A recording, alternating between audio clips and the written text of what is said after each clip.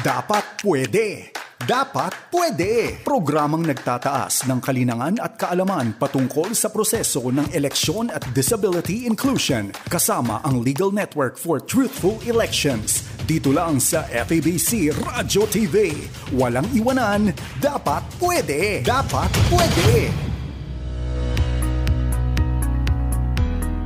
Magandang araw mga kaagapay, magandang araw mga kalente. Ako pong muli si Antoinette Eduardo at kayo'y nakikinig sa pangatlo ng episode ng ating programang Dapat Pwede na mapapakinggan sa mga himpilan ng Far East Broadcasting Company o FEBC Radio TV nationwide mula sa Luzon, Visayas at Mindanao sa ilalim ng 702 DZAS Productions at ng RTV team.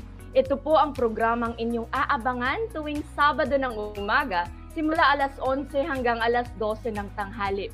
Mainit pa sa sikat ng araw ang talakayan at layunin po lagi natin na mas pangpalakasin ang kaalaman ng mga persons with disabilities at mabigyan kayo ng napapanahong updates patungkol sa proseso ng eleksyon, isyu ng lipunan at impormasyon na makapagbibigay ng inspirasyon. Happy listening po sa ating lahat na nakikinig sa radyo via online streaming ng febc.ph, sa Facebook Live ng YouTube channel ng 702 DZAS FEBC Radio TV at sa Facebook Live ng Lente Philippines. Para sa mga ngayon lang po nakapakinig ng ating programa, baka po nagtataka kayo, bakit dapat pwede ang title ng radio show natin na ito? Ang title po natin ay Dapat Pwede dahil naniniwala tayo na dapat palaging wagas at dalisay. Sa aspetong impormasyon, advokasya, pulisiya at batas, walang maiiwan.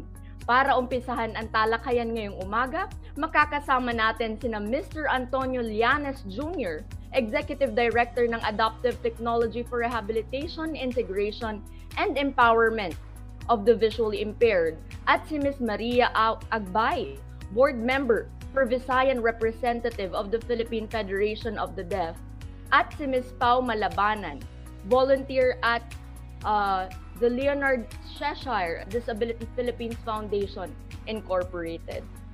Para sa ating bagong programang Dapat Pwede. Ang ating pong programa ay magkakaroon ng 12 episodes hinggil sa usapin ng mga issue, hamon, karanasan ng persons with disabilities at kung paano rin maiengganyo o mahihimok pa ang ibang sektor na makilahok sa ganitong klaseng diskusyon. Kung mayroon po kayong mga katanungan, ito po ang mga pwede niyong i-message. Pati din po shoutout, welcome na welcome po para sa ating programa. Paki-contact lamang kami sa mga numerong ito, 02-502-1591, 0917-106-6265, 0947-164-4158, at sa Facebook page ng DZAS Radio TV at ng Lente Philippines. Mag-message lang po kayo dyan at babasahin po namin lahat ng inyong mensahe, shoutout. Kung may mga katanungan po kayo, welcome na welcome po yan sa ating programa. At upang pag-usapan ng aksesibilidad ng eleksyon para sa mga botante, nating mga may kapansanan, nandito na si Sir Tony, Ms. Maria, and Ms. Pau. Ayan. Good morning po sa inyong lahat, Ms. Maria, Sir Tony, and Ms. Pau. Magandang umaga po. Magandang umaga, Tonet. Magandang umaga, magandang buhay. Shalom. Yan, magandang buhay. Maraming salamat po. Ms. Maria, good morning din po sa'yo. Hello, good morning din. Good morning po. Maraming salamat po. Noon pong nakaraan nating mga episode, nakasama natin sina Attorney Jennifer Felipe mula sa Vulnerable Sectors Office, COMELEC, at Executive Director Emerito Rojas mula sa National Council on Disability Affairs. Narinig natin sa nakaraang episode yung mga direksyon na gustong tahakin upang matugunan ang mga challenges at barriers sa panahon ng eleksyon. Pati din po yung mga pulisiya na dapat malaman ng ating mga persons with disability. So sa ngayon po, siguro tatanungin din namin kayo. Ngayon pong first part ng ating programa, yung tanong po natin, natanong din po natin ito dun sa mga guests natin nung nakaraang episode. Base po sa inyong karanasan, ano-ano po ang mga challenges at barriers ng persons with disability sectors, lalo sa panahon ng eleksyon? At sa inyo po bang palagay natutugunan ang mga ito at paano? Kay Miss Pau? Hi, Tonet. Siguro as a person with psychosocial disability, no, yung mga challenges at barriers na naranasan ko during voting during election is first, walang proper orientation in terms of the processes na pwede nating tahakin, like step-by-step process na pwedeng tahakin ng isang person with psychosocial disability, kung paano bumoto, no, saan boboto, at ano yung mga reasonable accommodation. Kasi mahalaga sa isang taong may mental condition na alam nila bago sila pumasok sa isang hindi nila alam na lugar, mahalaga sa kanila na ma-orient ng maayos, kung okay po na detailed by detailed, kasi kapag hindi nila alam or wala silang alam doon sa gagawing proseso, mas mataas yung chance na magkaroon ng triggers, kasi syempre alam natin, no, sa isang poll precincts madaming tao, so it could be a trigger, even the lights could be a trigger sa mga taong may psychosocial disability. So mahalaga yung proper orientation. At saka i-allow siguro yung mga personal assistant sa mga, kasi ako bilang may non-manifest disability, no, meron akong kamay, meron akong mata, pero hindi na-allow na magkaroon ako ng personal assistant sa loob ng poll precinct kasi hindi nila nakikita yung disability ko. So nandun yung stigma, no, na sana kahit non-manifest disability, i-allow nila na may personal assistant, kasi hindi ko mataas yung triggers ko sa loob ng poll. Like, anong gagawin ko? Ganon. Hindi ko alam kung anong gagawin. Kahit pa merong mga tao or volunteers na nandun sa loob ng poll precinct. So, dun po base sa sinabi mo, importante talaga that even the community are aware of this, na kung minsan there are disabilities that we cannot see but is existing. So, maraming salamat po for that awareness, Ms. Pau. It's important that we are all aware about that. Ano po? Thank you very much. Siguro mag-proceed po tayo kay Sir Tony ngayon. Sir Tony, ikaw po, meron ka po bang pwede sa aming idagdag? Ano po ba yung mga barriers na pwede mo sa aming ma-share patungkol po sa inyong mga persons with disabilities, at sa palagay mo po paano natin to pwedeng masolusyonan, Sir Tony? Well, in all honesty, wala naman akong naging problema kasi visible yung disability ko. Ayan, distorted yung mata, bulag. Pero may mga, dapat din natin malaman na mga may bulag, may mga may kapansanan sa paningin, na akala niya nakakita kasi intact yung mata. Clinically, physiologically, intact yan.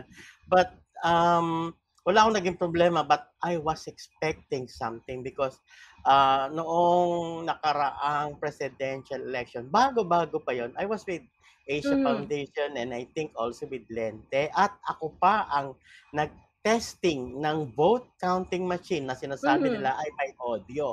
During the testing, nasa isang hotel kami, hindi ko na maalala kung nasaan. So it works, nagsaksak ako ng headphone, tinuruan nila ako, then I cast my ballot, at it works properly.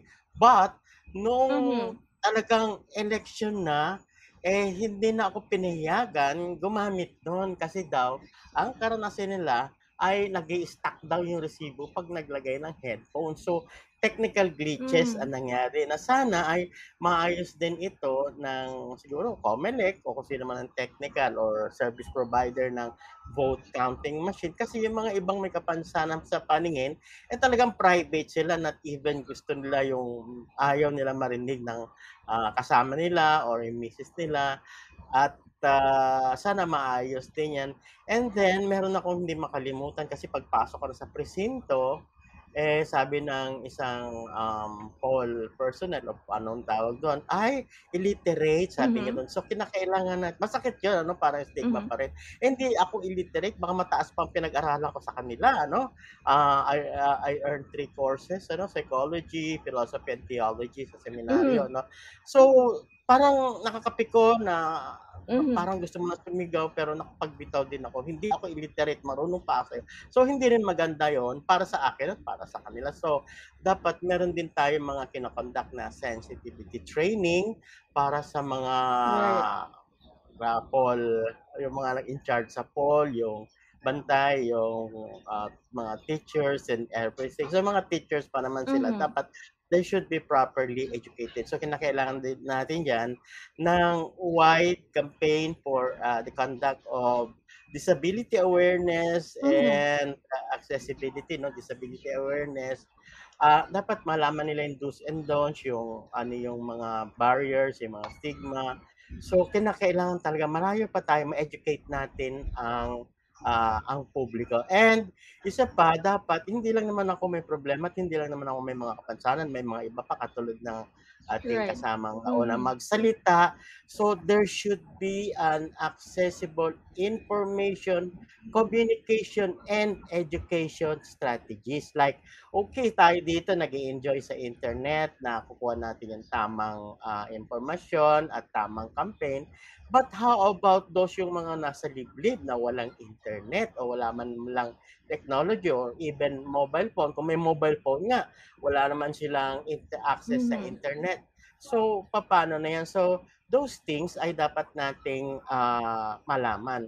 And siguro lastly, meron tayong batas na na-approve na dapat ipatupad ng Department of Information and Communication Technology, tinatawag natin na Memorandum Circular 004 Series of 2017 na napirmahan na to noon pa, na calling for the accessibility of website, not only the platform but as well as the information.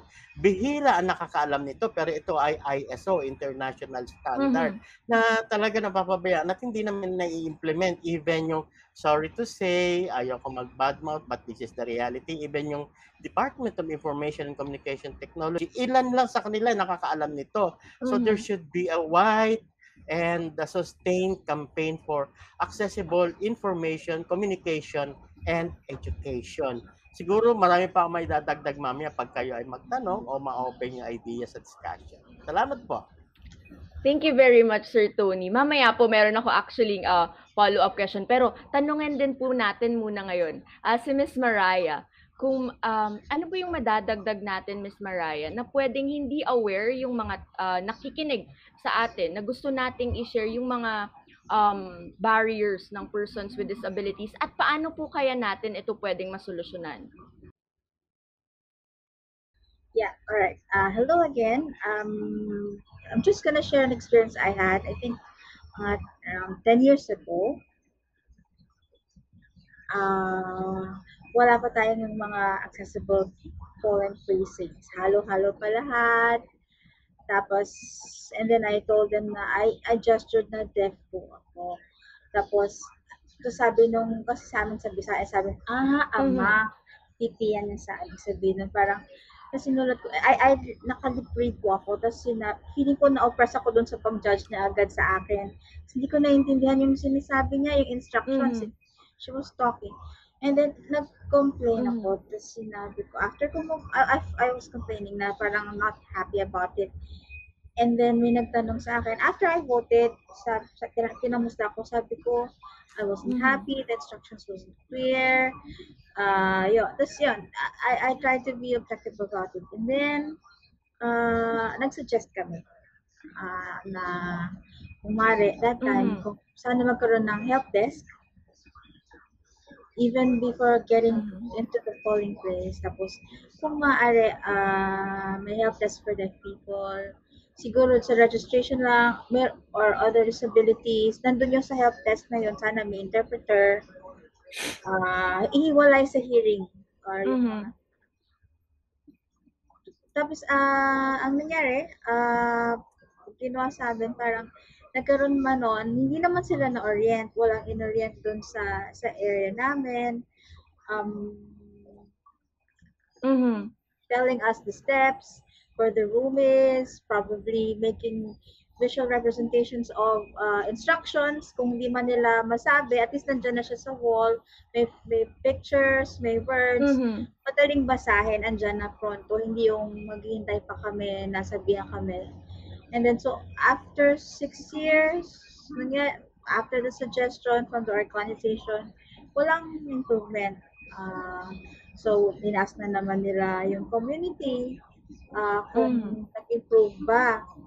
Sabi namin, yes, at least na-appreciate namin na may table, separate table, may lines for persons with disabilities. Pero yung room, halo-halo pa rin. So, nandun yung gamit, nandun yung accessibility ng furnitures o yung mga gamit. Pero yung instructions, access to information, wala pa rin. So, it didn't work well. So, ngayon, I think we're doing good. I hear na they're consulting with people. Tapos, kino-consider nila yung ibang suggestions namin. And then they also have to consider na not all deaf people can read and write. Not just deaf, but all people. Na there could be some na unschooled. So we have to be ready na may access to information kahit sino.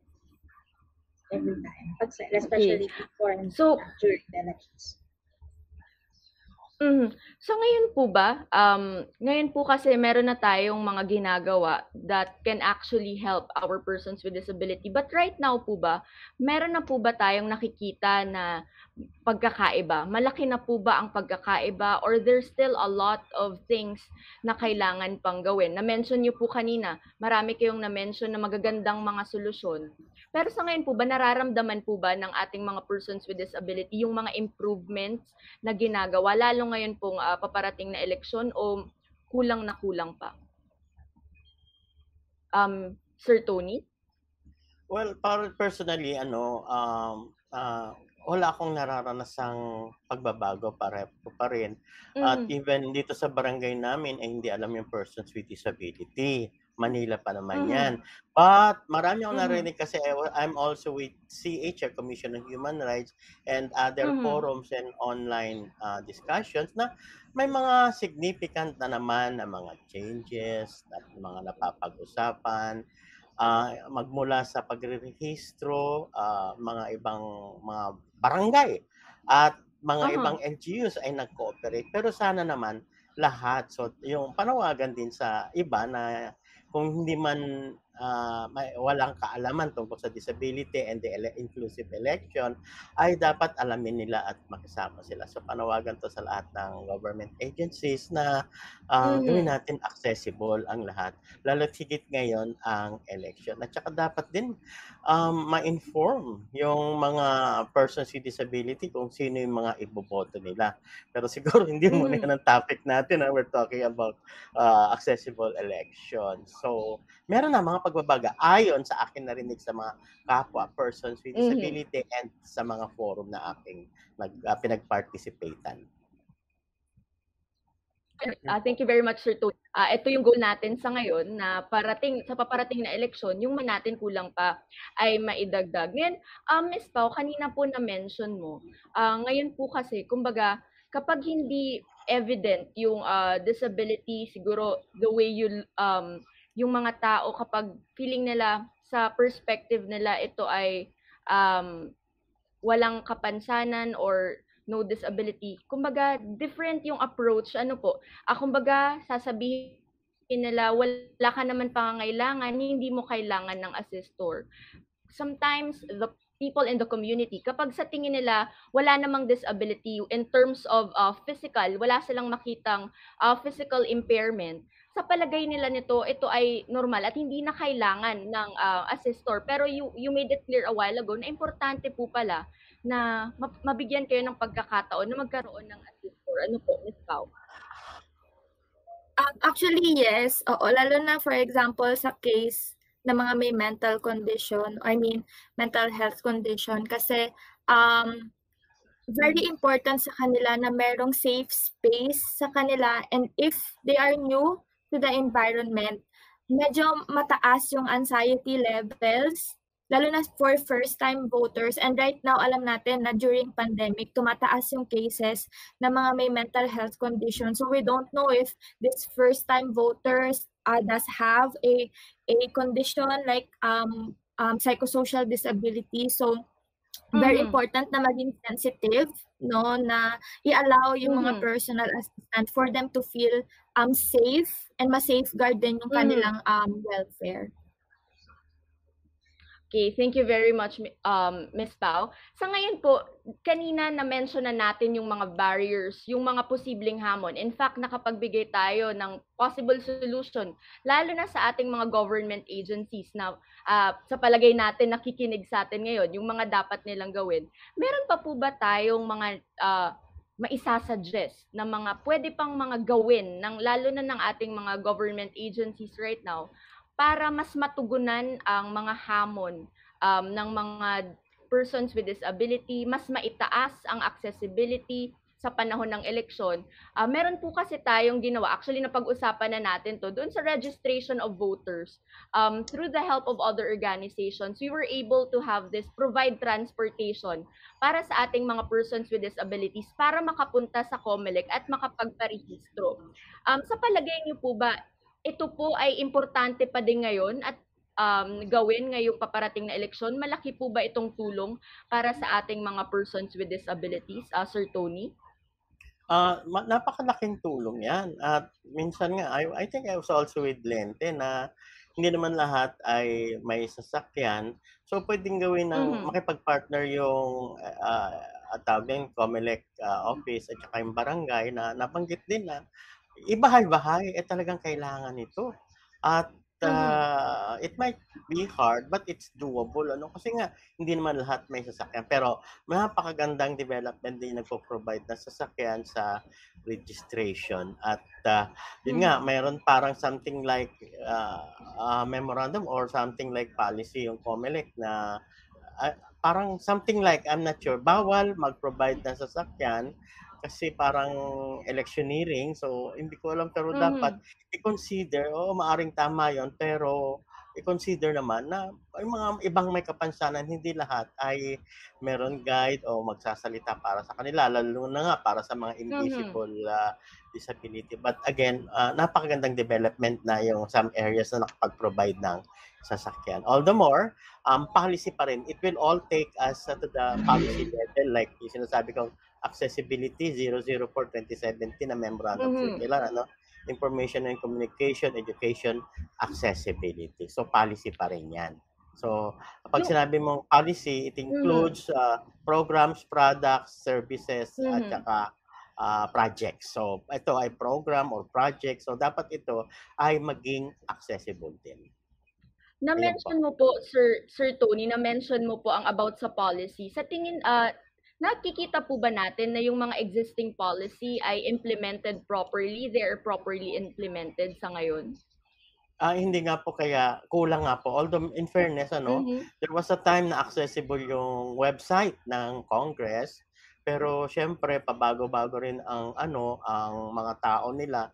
So pag nagbago ng tao, yung mga leaders ay nawawala na rin. And that also all goes for LGUs or even barangays. So may mga tumutupad din sa accessible pero malayo pa tayo, So dapat ma-institutionalize yan, na ma-adapt at kahit magpalit yung government or even a government personnel or even yung local executive, pag nagpalit yan, babago na yung programa. So dapat talaga ma-institutionalize yung mga policy yan. At pati sa LGU at local government, yung mga ordinansang yan, dapat isabatas na i-ordinance na, gawin ng ordinansa yung information and communication, education, accessibility, both for products, service, programs, and projects. Right. So down to the LGU, dapat alam kung ano yung mga polisiya at alam kung paano i-implement. Para sa ating mga persons with disabilities. Ms. Mariah, patungo naman po tayo sa inyo. Meron pa po ba kayong naiisip or maidadagdag? Kasi for sure ngayon, malaking tulong yan para sa mga nakikinig sa atin, lalo na mga government agencies. Mga pwede pang gawin patungkol dito sa ating accessibility. Para yung hamon ng kinakaharap ng ating mga persons with disabilities mas pang matugunan. Ms. Mariah? Yes. Siguro po, we could work with PIDAW, with the PIDAWs, yung mga barangay, yung ating mga PIDAW. They should work together, probably collaborate, and then before the elections, they make sure that they have an updated list of persons with disabilities dun sa locality nila. Dapat andyan yan, updated. Tapos, hindi po ba sa mga classrooms, nandun yung, sa voting precincts, nandun yung parang list of voters, nandyan. And then, baka pwedeng ihiwalay nila. I'm not sure if it's, but baka pwedeng ihiwalay yung list para tas alam ng mga persons with disabilities kung saan pupunta, kung ngayon we have our accessible polling place sa ground floor, that's good. Paano kung hindi nag-avail, so you just have to, they have to adjust also. So itong mga deaf naman, para sa mga deaf voters, sana may sensitivity training yung mga teachers, but kahit basic sign languages or meron silang visual aids na pwede nilang gamitin just in case ma-encounter nila a deaf voter, whether school or unschooled. Yung malungkot lang, katulad na sinabi ni Sir Tony, na may mga lugar na meron, tapos merong wala. So, kung walang organization na pwedeng mag-work ang PIDAW or barangay sa kanila, nawawala ng opportunity. Sana pareho lahat. And then, ma-maintain natin yung polling precinct sa baba, sa ground floor. And then, they have to have knowledge of basic science and make it visually. Not just for the deaf, but for people na need visual cues like with intellectual disabilities. So it's important po pala Miss Mariah, ang nakuha natin is merong ibang lugar na yung mga properly implemented, yung mga policies, yung mga dapat gawin, alam nila kung anong gagawin at ginagawa talaga nila. Pero there are places na hindi po. So importante 'yun na dapat may uniformity at lahat na lugar accessible para sa lahat ng ating mga persons with disability. So, sana po well noted ito ng ating mga implementing bodies. Importante po ito na sa lahat po ng lugar, hindi lang sa piling lugar ito nangyayari. Pwede nga siguro natin na to, pati sa Voters Assistance Desk, Voters Assistance Desk pa lang, nakakapagtugon na sa kailangan ng mga persons with disability. Ms. Pao, gusto ko lang pong itanong sa ngayon, because for non-manifest disability, yun po bang ating mga policies existing ngayon is quite beneficial din po sa inyo? O sa tingin mo po, meron pang mga polisiya na dapat gawin para i-address ang mga needs ng ating mga non-manifest disability? Ms. Pao? I think magandang question yan, Antoinette. Kasi in terms of policy, yes, meron tayong mga policies, lalo na for mental, di ba naipasa na yung mental health law dito sa Philippines. Pero yung pagtingin o yung lens nung itong mental health law is very medical, no? Kung saan tinitingnan yung person with psychosocial disability as a patient with a sickness. Pero kailangan nating tingnan na yung condition ay alam niyo, kabuuan or parte ng kabuang tao ng isang person with psychosocial disability at hindi dapat siya tingnan bilang sakit, no? Dahil medical yung approach, at galing din sa experts, like medical experts, like mga medical professionals, doctors, psychiatrists, yung consultation, mahalaga na we consult mismo yung mga person with psychosocial disability kasi doon natin malalaman ano yung totoong needs talaga ng taong first hand na nakakaranas ng mga experiences bilang voter, bilang tao at bilang miyembro ng community. Kasi magkaiba yon, magkaibang lens ng medical expert sa lens ng mismong nakakaranas ng first hand experience ng may condition.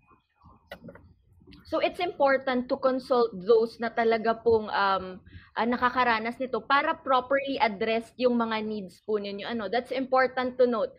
Sa ating mga policy making bodies, that's quite important to note. If we are to create policies, implement certain mga pulisiya, it's important to ask those who are actually experiencing them. Hindi yung napag-aralan ito based sa napag-aralan nila sa kanilang pag-aaral ng medicine, for example. Thank you very much for that, Ms. Pao.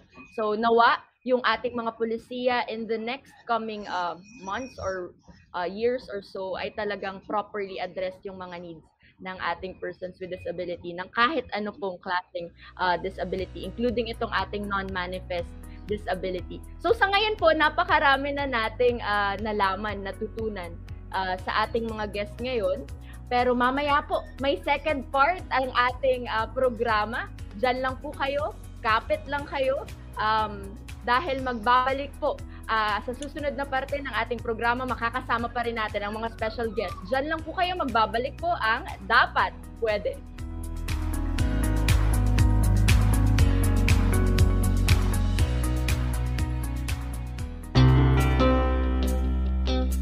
Upang makaiwas sa COVID-19, di na po kailangang lumabas para pumunta sa bangko. Maaaring ipadala ang inyong love gift para sa FEBC Ministry sa pamamagitan ng online donation. Bisitahin lamang ang FEBC website, donatenow.febc.ph. Maraming salamat sa inyong patuloy na suporta sa gawain ng Panginoon. Dahil dito, patuloy nating maihahatid ang tamang impormasyon at mensahe ng pag-asang matatagpuan kay Hesukristo, lalo na sa mga panahong tulad nito. Ito ang 702 DZAS. 702 DZAS. Agapan ng sambayanan na napapakinggan sa buong mundo sa www.febc.ph sa pamamagitan ng Microsoft Media Server Technologies at ng Bitstop Computers. Dapat Pwede! Dapat Pwede! Programang nagtataas ng kalinangan at kaalaman patungkol sa proseso ng eleksyon at disability inclusion kasama ang Legal Network for Truthful Elections. Dito lang sa FEBC Radio TV. Walang iwanan, Dapat Pwede! Dapat Pwede! Magandang umaga pong muli sa inyong lahat. Nagbabalik po tayo sa ating programang Dapat Pwede. At nagpapatuloy tayo sa pakikipag-usap. Magpapatuloy ang ating pakikipag-usap sa ating mga guests for this morning. Muli po, ako ang inyong host. Ako po si Antoinette Eduardo. At ang programang ito ay sa pakikipagtulungan ng Lente at ng himpilang Far East Broadcasting Company o FEBC Radio TV nationwide mula Luzon, Visayas at Mindanao sa ilalim ng 702 DZAS Productions at ng RTV team. Sa ngayon po, kasama pa rin natin ang ating special guests for this morning, Sir Tony, Miss Mariah, and Miss Pao. So kanina po, napakasiksik liglig na ng ating pag-uusap. Marami tayong natutunan, mga bagong informasyon na nakuha galing mismo sa ating guests. Ngayon po ay may mga tatalakayan pa po tayo. Hihingan natin sila ng opinyon patungkol sa iba pang mga bagay, lalo na po sa pag-implement ng mga pulisiya. So sa ngayon po, Sir Tony, Miss Pao, and Miss Mariah, ano po yung sa tingin natin ang mga dapat gawin ng mga ahensya ng gobyerno upang matugunan ang mga issue o problema ng sektor sa eleksyon sa Pilipinas? Sa COMELEC ng NCDA po or ng NAPC, PWD, ito pong mga gobyerno, government agencies pong ito. Ano po kaya yung sa tingin nyo pwede pa nilang magawa para matugunan ang mga issue at problema? Siguro magsimula po tayo kay Miss Mariah. Miss Mariah? For COMELEC, it would be good na they consult with their representatives, have meetings, tapos they take note kung ano yung pwedeng mangyari. Kasi meron na kaming batas, tayong batas, kami po si DEF, yung Filipino Sign Language Law, and that being a government agency, dapat alam nila ito at mai-cascade ito sa mga LGUs kasi it's a law. We don't require that they should be signing already. No po. They could work with the members of the community na pwede nilang makasama, maging katuwang. Lalo na sa, for example, ngayon sa election natin, yung COMELEC. And then for NCDA, they should also have yung counterpart parang efforts na they, they could also consider yung deaf perspective. Hindi laging dahilan na walang budget. Kaya hindi nila maibigay ang accessibility. So, thank you. Maybe others can add. So, consultation is quite vital. Yan Yes. yung nakukuha natin po ngayon. Crucial. Konsultasyon sa mga miyembro ng persons with disability, ng iba't ibang klase ng disability. Kaya importante yung konsultasyon. Tama po ba, Ms. Mariah? Yes po. Consultation sa maybe whatever level, kung saan man sa barangay, sa LGU itself, sa PDAO, consultation from the start, from the beginning po.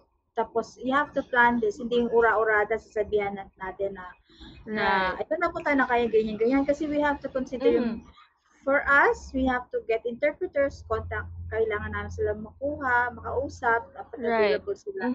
So, hindi yan siya pwedeng last minute, tokenism na, sama na kayo, sige na, sa huli. Ganun din sa DRRM. Parang ganun din yung nakikita namin na naaalala lang nila sa huli, which should not be. Consultation should begin from sa umpisa pa lang. Yun nga, yung ating tagline, no one left behind. So, nangyayari us dahil nahihirapan silang mag-communicate sa deaf, parang sinasabi nila, wag na lang, mahal yan, wag na lang sinasama, which is not right. Thank you. That's wonderful po. Nobody should be left behind.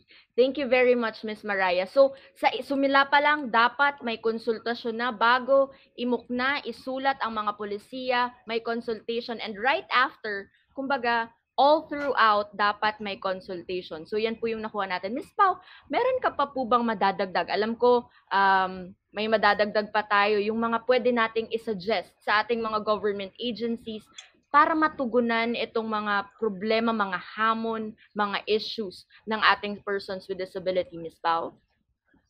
Susugan ko lang siguro yung sinabi ni Mariah in terms of consultation. Mahalaga yung consultation. We make use of RPDAO, mga Barangay Federation for Persons with Disabilities. But yung next step, isa ring pinakamahalaga, how do we plan? Paano tayo magpaplano? Paano tayo a-action based dun sa resulta ng consultation? Hindi pwedeng puro lang tayo consultation. Right. Tapos hindi tayo taga-act based dun sa resulta ng consultation. Mahalaga rin siguro na ang pinakamalaking hamon o kampanya or magsama-sama itong government agencies na magkaroon ng kampanya in terms of binanggit ni Sir Tony, merong mga designated poll precincts na for persons with disabilities, pero mahalaga na lahat, all throughout, nationwide, lahat ng barangay levels merong accessible or reasonable accommodation for persons with disabilities. Kasi mahirap, very inconvenient para sa mga persons with disabilities to travel lang dun sa mga presinto na accessible for them. Nationwide, merong mga persons with disabilities. So mahalaga, dito yung pinakamalaking hamon, yung malaking kampanya sa election is yun, maging accessible lahat ng poll precincts sa Pilipinas. And also, nabanggit din kanina, na maging sensitive yung mga personnel na nag-a-assist for persons with disabilities. Hindi lang for persons with disabilities, siguro para sa lahat, Kasi pag sinabi natin accessibility, it's a universal design, Mahalaga na walang maiiwan. Sabi nga ni Mariah, no one should be left behind.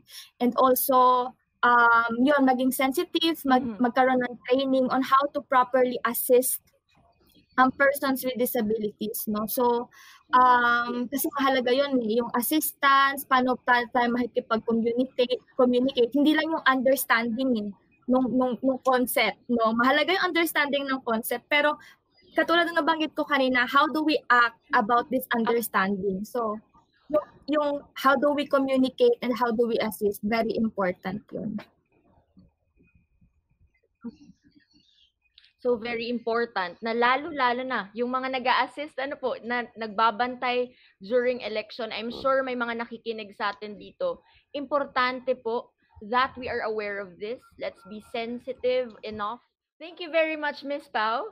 Thank you very much, Ms. Pao, sa iyo pong binigay na suggestions na mga mungkahin ng dapat gawin. Ngayon, patungo naman po tayo kay Sir Tony. Sa palagay ko, meron madadagdag si Sir Tony patungkol dito. Sir Tony, ano pa po kaya yung suggestion na mabibigay natin na dapat gawin ng ating mga government agencies para mas lalo pang matugunan yung mga at masolusyonan yung mga hamon ng ating persons with disability, Sir Tony?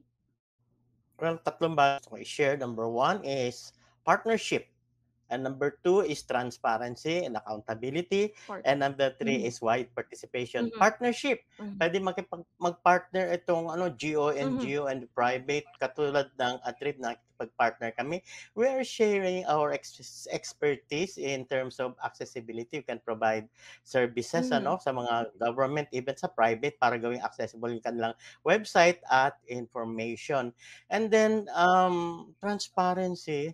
Kasi may mga masasakit na nangyari itong mga malapit ng election na isipin mo, doon sa mga debate na naganap, mga media at saka yung COMELEC, alam ko nag-partner sila. But, number 1, wala man lang nagtanong sa mga presidential boss at yung mga tumatakbo sa mga posisyon about disability or kung anong programa nila sa disability. So, walang transparency.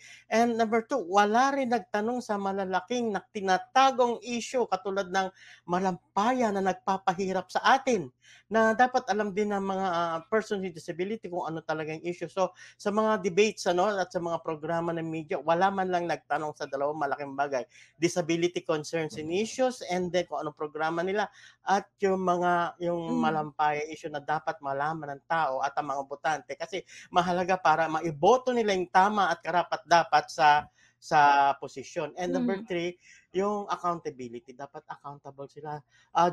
Duty bearer sila. Tayo ay right holders and duty bearer sila. Dapat kasi isang forum din, sabi ko, we're willing to help the COMELEC and even everyone na to make their information, communication, education accessible. Kasi yun nga ginagawa ng ATRIB. Even for free sa pag-uusap natin. Okay, sabi nila, sagot nila, write that, put that in letter. Sabi ko, bakit? Sabi ko sa sarili ko na hindi na lang ako nakipagtalo. Bakit ipuput ko sa letter? Batas na yung gawing accessible ang lahat ng information, communication, and education sa nakakapikon. So, dapat alam nila kung accountability lang. Isa pa, meron bang nakakaalam sa mga politikong yan ng Mandanas ruling? So, napakahalaga yan. O sana naman pag bumaba na yung Mandanas ruling, alam ba yan ng mga may posisyon o maluluklok sa posisyon? Saan na naman pupunta yung pera ng gobyerno? Mga pera ng mga nagbabayad na buwis. We are taxpayer and we are right holders. So, saan na naman pupunta? Lalo tigit, alam ba nila magpatakbo ng programa para sa persons with disability? So, hindi naging transparent. Hindi ko alam kung sinasadya nila o, ignorance is not an excuse. Yan, So, but indifference is a major offense. Dapat, again, partnership. ATRIB is willing to partner with you for making your information and communication education accessible, GO, NGO, private firm partnership, and then transparency and accountability. Tsaka people's initiative, sana may wider participation ang mga tao. Katulad na nabanggit na iba na may consultation mula sa planning, implementation, monitoring, and evaluation. Yan ang mga masasuggest ko at gaganda ang ating buhay. Those are wonderful inputs, Sir Tony, pati kay Miss Pao and Miss Mariah. Thank you very much po. Sana yung mga nanonood, nakikinig sa atin, talagang ninonote po natin ito dahil gusto natin na sa mga paparating pang mga panahon talagang magawa ito. Sa ngayon po, Miss Mariah, Miss Pao, Sir Tony, sa ngayon po alam natin you're also head or part of organizations. Kanina po yung mga pwedeng gawin ng iba pang mga government agencies. Sa ngayon po, ano naman po yung mga proyekto, mga activities, projects na nakikita ninyong pwede ninyong gawin sa respective organizations po ninyo para mas mabigyan pa natin, maaari pa nating masolusyonan yung mga at maiwasan yung mga nasabi na kanina nating mga hamon. Simulan natin kay Miss Pao. Miss Pao?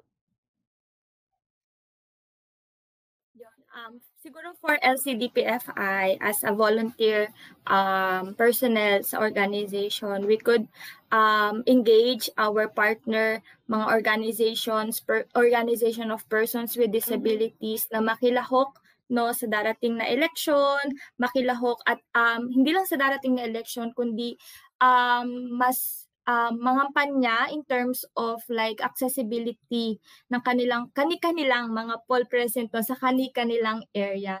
So bukod doon is tuloy-tuloy ang disability and sensitivity training na aming ginagawa sa iba't iba pang mga stakeholders, so sa merong mga government agencies, mga LGUs, even mga private companies, kasi kahit sila isang mahalagang parte rin na maituloy or mai-cascade yung kampanya in terms of election.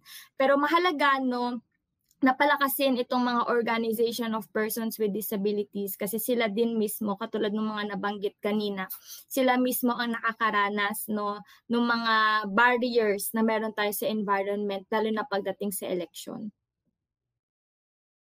Thank you very much, Ms. Pao. So yun yung plano ng Leonard Cheshire Disability Foundation Incorporated. Tama po ba, Ms. Pao, yung aking paka-pronounce ng Cheshire?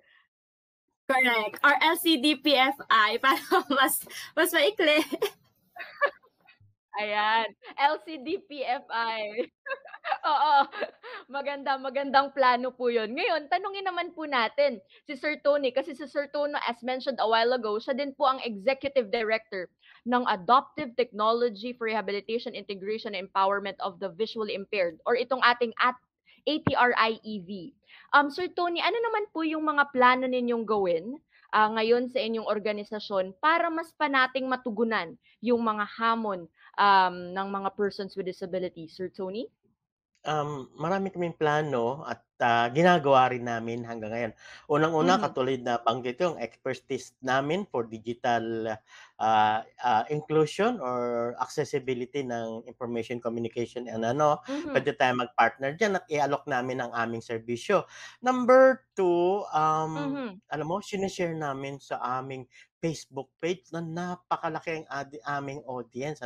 Ang lahat ng podcast ng Lente at iba pang mga right holders advocacy, pinopost namin yan sa Facebook. At number 3, nagbababa kami ng memorandum katulad ng para sa aming mga online trainers, facilitators, consultants, and moderators. Nagbababa kami ng memo to participate in the education or registration at nagko-conduct kami ng survey. Sino ba ang rehistrado na? Sino ba hindi pa? Sino ang hindi botante? Something like that. Nagbababa kami ng memo. So in that way, mas malakas ang visibility namin online. Meron din kaming online campaign for participation and to claim the right of suffrage. Maraming ginagawang attribute. Thank you very much, Sir Tony. Napakaganda po ng programa. At importante po talaga, information dissemination is quite crucial. It's quite important. Hindi lang sa persons with disability. Actually, para sa lahat, information dissemination is quite important. Miss Mariah, tungo naman po tayo sa iyo dahil si Miss Mariah, ang organisasyon na napapabilang si Miss Mariah bilang board member ay itong Visayan Representative of the Philippine Federation of the Deaf, or itong ating PFD. Pwede nyo din po ba sa amin, Miss Mariah, ma-share yung mga programa na plano ninyo at yung mga ginagawa na po ninyong programa na nakakatugon dito sa mga hamon na kinakaharap ng ating persons with disability, Miss Mariah?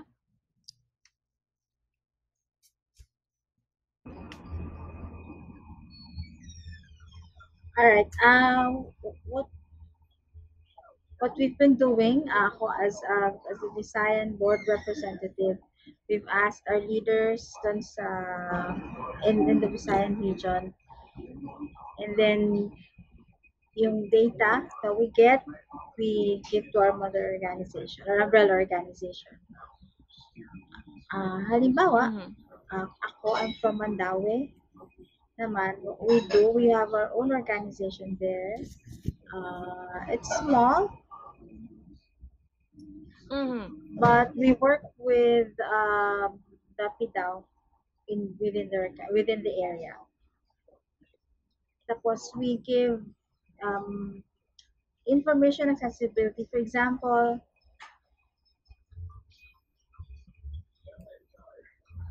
kung paano ma-access doon sa community, yung deaf organizations can work with other disability orgs para mapagsama-sama. Hindi yung disability specific, but you to have orientation doon sa LGU, sa PDAO, na these are our needs and we have to work together. And then, tapos so ganun din po, these updates, these activities to inform yung aming mother organization. But currently, we appreciate that Lente invited us. Plus LCD, PFI always considers us in their disability sensitivity training. Sana hindi laging last minute and lagi tayong magkasama sa mga advocacy to. Whether big or small efforts, nandito naman kami. And we appreciate also that you're reaching out. Thank you very much, Miss Mariah. So kanina po, natanong natin ano pwedeng mga gawin ng ating mga government agencies. Sa ngayon po, sa mga nakikinig, part of the community, ano po ba yung, kasi alam natin this should be a community effort. We are all in this together. So ano po yung pwedeng mamumungkahin natin sa mga lahat ng miyembro ng ating komunidad para mas pangmatugunan, hindi lang po ng mga government agencies yung pangangailangan. Pero syempre, it's important because policies are quite important. The implementation of these policies are important. Pero sa mga nakikinig po sa atin, all members of the community, ano po yung pwedeng gawin ng lahat ng miyembro ng community? Ms. Pao, simulan naman po natin sa'yo. Una sa lahat, lalo na sa mga non-manifest disability katulad ko, no? Maging bukas yung isipan, no? Kasi mahalaga na sa ating sarili, no, mawala yung stigma, lalo na in terms of mental condition, kahit sa mga taong may person with disability, no. Katulad ng nabanggit ni Tonet, it's a community effort.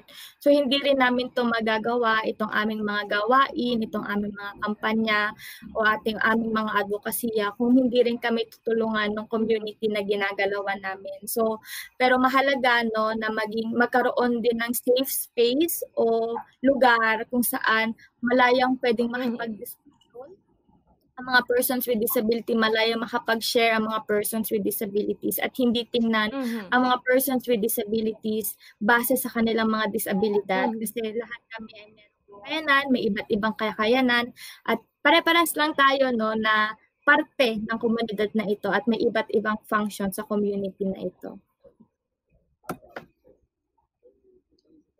Thank you very much, Ms. Pao. That's quite inspiring. Thank you for such an inspiring, kumbaga, mensahe para sa ating mga tagapagpakinig. Ano ka mang miyembro ng community, importanteng alam po natin yun. Siguro punta na tayo ngayon kay Miss Mariah. Miss Mariah, any message? Also, ano kaya yung pwedeng gawin natin as a community para mas pangmatugunan yung mga hamon, ano yung dapat gawin ng every member of the community. At mensahe nyo na rin po sa mga tagapagpakinig yun. Ms. Mariah?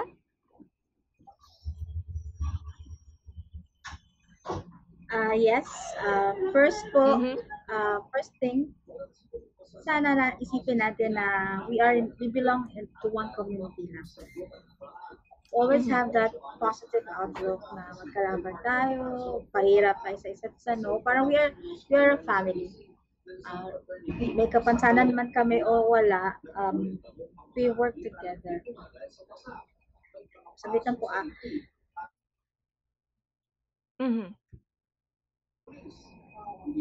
Tapos, yung sa deaf community and the hearing community, we call it hearing po kasi. Hindi man kami nakakarinig. We are like you. We are like everybody else. Hindi kakulangan ang aming disability.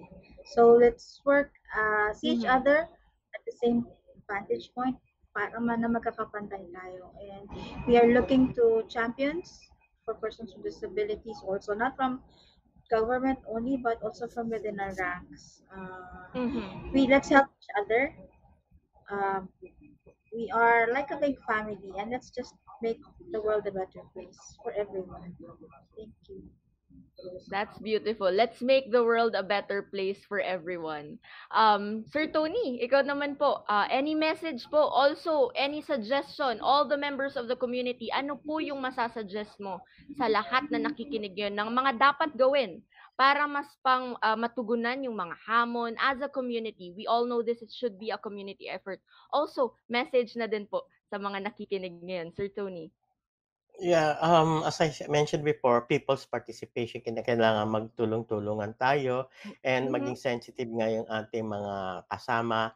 Pero dapat tayo mga persons with disability ay maging self-advocate din. Kung may pagkakataon tayo, educate na natin ang community kahit pa isa-isa, padala-dalawa, or palima-lima, or ano po. So, kinakailangan natin din ma-educate sila. Parang yung theory ko para sa aking sarili, given na 10 to 15% of the total population of a given area are persons with disability. So given din na siguro nag-advocate yung 10 to 15% na yan, maganda kung mabaliktad natin. So yung 85% ay 85% ay maging advocate para sa mga may kapansanan at para sa kanilang kapakanan.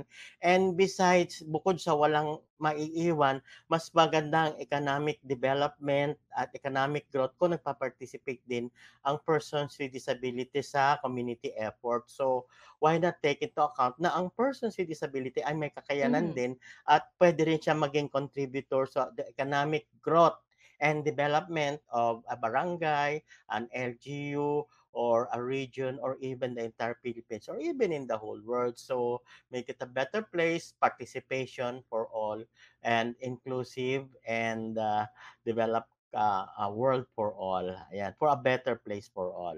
Yan po. So, panawagan po na lahat tayo ay mag-participate. Participation for all. Yun yung panawagan natin. Ano po? Nawa lahat tayo na nakikinig ngayon, gawin natin yun. This was a very inspiring episode. We learned a lot, beautiful inputs from all of you. Miss Pau, kanina hindi po kita nahinga ng huling mensahe. Miss Pau, last message po sa ating mga tagapagpakinig, Miss Pau? Susugat ko lang yung sinabi ni Sir Tony, no? Mahalaga na mag-participate tayo, lalo na ngayong election. Very important, no? Na lahat tayo, walang may iwan. Pero siguro para sa lahat, no? At para sa mga persons with disability, mahalaga na maging mabait tayo sa ating mga sarili, no? Be kind to ourselves kasi that's our way to be open-minded to sa lahat ng sektor na meron tayo sa ating bansa. Yun lang. Thank you very much, Miss Pau. Thank you very much po sa inyong lahat, sa inyong mga nakasama namin ngayon, Sir Tony, Miss Pau, Miss Mariah. Thank you very much for your time. And also to Miss Joy na nakasama din po natin ngayon. Thank you very much po sa oras ninyo, sa paghatid sa amin ng mga impormasyon na dapat malaman ng lahat ng nakikinig ngayon. Thank you very much again po. Maraming salamat dahil nabigyan nating linaw ang ating mga kaagapay at mga kalente patungkol sa mga aksesibilidad ng eleksyon para sa mga persons with disabilities. Hindi lang siksik-liglig at umaapaw ang diskusyon natin ngayong umaga, kundi mas naramdaman natin ang kahalagahan ng bawat isa. Ano pa ang mga anyo, ano man ang anyo mo o antas, kailangan tumulong tayo patungo sa magandang kinabukasan na nating lahat, ng ating bansa. Sabi nga nila, dapat walang iwanan. Mula po sa buong pangkat ng Dapat Pwede, umalalay sa atin sa loob ng isang oras ang Lenti Production at ang 702 DZAS Productions ng RTV team. Ito po si Antoinette Eduardo at laging tandaan tuwing Sabado po at alas 11 hanggang alas 12 ng tanghali, mapapanood ang programang Dapat Pwede, palaging wagas at dalisay. Maraming salamat po at magandang Sabado po sa ating lahat. Dapat Pwede! Dapat Pwede! Programang nagtataas ng kalinangan at kaalaman patungkol sa proseso ng eleksyon at disability inclusion kasama ang Legal Network for Truthful Elections. Dito lang sa FABC Radio TV. Walang iwanan, Dapat Pwede! Dapat Pwede!